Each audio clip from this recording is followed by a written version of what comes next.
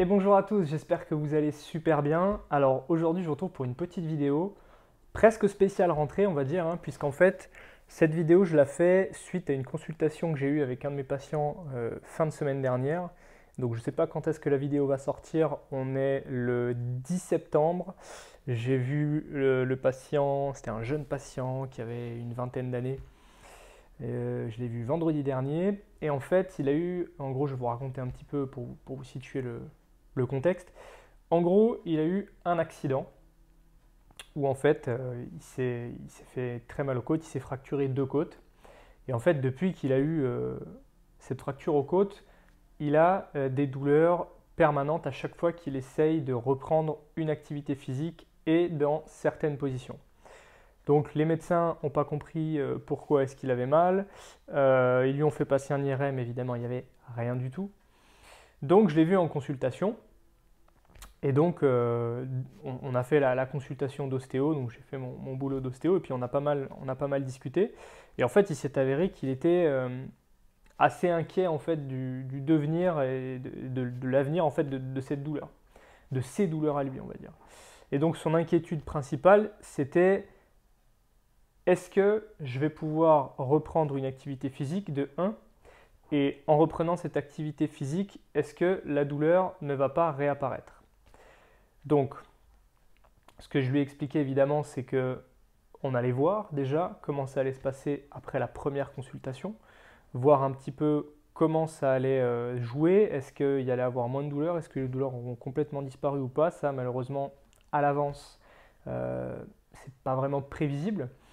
J'ai des indicateurs, évidemment, en fonction de comment s'est déroulée la séance, en fonction de son état physique à la fin, en fonction des questions qu'il aura posées, est-ce qu'il est inquiet, pas inquiet.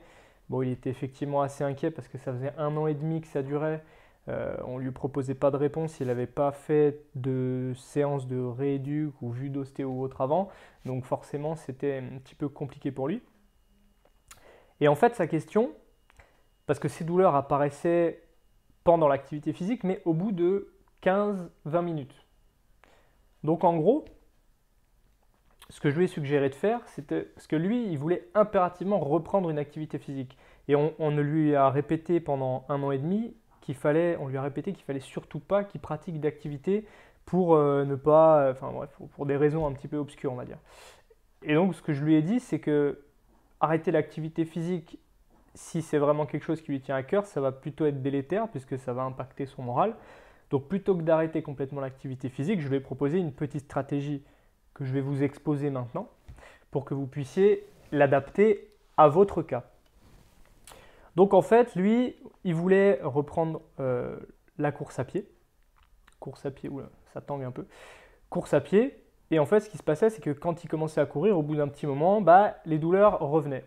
Donc ce que je lui ai suggéré, c'était simplement d'abord de commencer par un petit échauffement de marche un petit peu rapide pendant 5 minutes. Juste le temps de monter un petit peu le système en chauffe. Et à partir du moment où il était un peu chaud, eh ben, il commence à courir. Et quand il voit qu'il a mal la première fois, il arrête, il regarde combien de temps il a couru, à quelle allure, sur quel terrain, à peu près, pas besoin de faire des calculs trop poussés. Et donc, une fois qu'il a déterminé le temps à partir duquel il a commencé à avoir mal, disons par exemple 15 minutes, eh ben, la prochaine fois, il va courir 14. Il va courir 14 minutes. Et si dans ces 14 minutes, il n'y a pas eu de douleur, il fait ça pendant une semaine pour voir. Et si pendant une semaine tout se passe bien, et bien la semaine d'après, on essaie de rajouter 3, 4, 5 minutes. Et on monte comme ça progressivement dans le temps. Avec évidemment, je lui ai montré 2-3 petits exercices d'étirement et de renforcement musculaire en fonction de comment ça se passe. En gros, je lui ai dit d'abord de commencer par des étirements pour travailler un petit peu l'aspect relâchement. Non pas pour vraiment spécifiquement étirer la zone, mais surtout pour travailler un petit peu la conscience corporelle et le relâchement. Et si effectivement dans un second temps, il voit que les choses n'avancent pas forcément, bah là je vais montrer 2-3 petits exos de renforcement musculaire.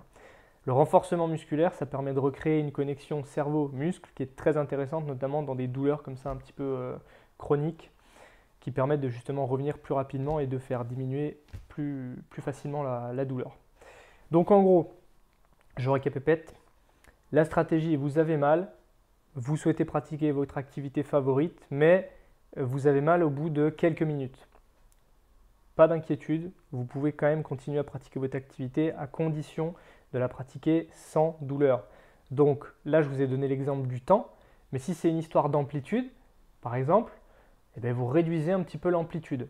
Si par exemple vous êtes, je sais pas moi, dingue de CrossFit et que quand vous faites votre overhead press, ben, ça tire un peu dans les épaules, ben, vous modifiez, vous changez un peu le mouvement, vous faites autre chose. Vous voyez, il n'y a pas, si jamais c'est de la natation qui vous fait kiffer, que vous avez mal quand vous faites de la brasse par exemple, eh ben, soit vous réduisez un petit peu l'amplitude de votre brasse, vous la faites un petit peu plus coulée, on va dire, soit vous essayez de changer de nage pour voir un petit peu comment vous vous sentez. Vous adaptez un peu l'activité, le temps de.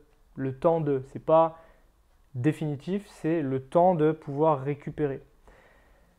En fait, à travers cette stratégie, qu'est-ce que j'essaie de vous exposer?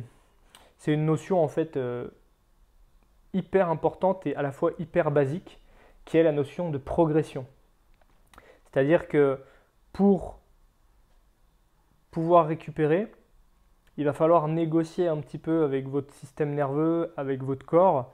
C'est-à-dire qu'il ne va pas pouvoir reprendre d'emblée, boum, plein de balles. D'accord? Ça peut arriver quand il n'y a pas de grosses blessures, quand il n'y a pas besoin de grosses rééduques ou autre. Ça peut arriver. Mais dans les 3/4 des cas, il va falloir y aller progressivement. Alors, progressivement, ce ne sera jamais linéaire, hein, malheureusement. Mais ça veut dire qu'il va falloir qu'il y ait une progression. Donc on commence par un petit peu, puis on augmente au fur et à mesure jusqu'à ce qu'on récupère complètement. C'était le message que je voulais vous faire passer dans cette vidéo. Question dans les commentaires comme d'habitude. On lâche un pouce bleu, on s'abonne à la chaîne. Il y a plein d'autres vidéos qui vont arriver. Je vous renvoie vers l'article que j'ai écrit, le dernier article en fait qu'il y a sur mon site, d'accord, sur les 10 conseils que je vous donne pour être en meilleure santé de façon globale. C'est un article d'ailleurs qui est un petit peu différent de ceux que j'écris d'habitude, spécifique sur l'ostéo. Là, c'est vraiment beaucoup plus global. Je vous souhaite une très bonne journée et je vous dis à très très bientôt. Ciao!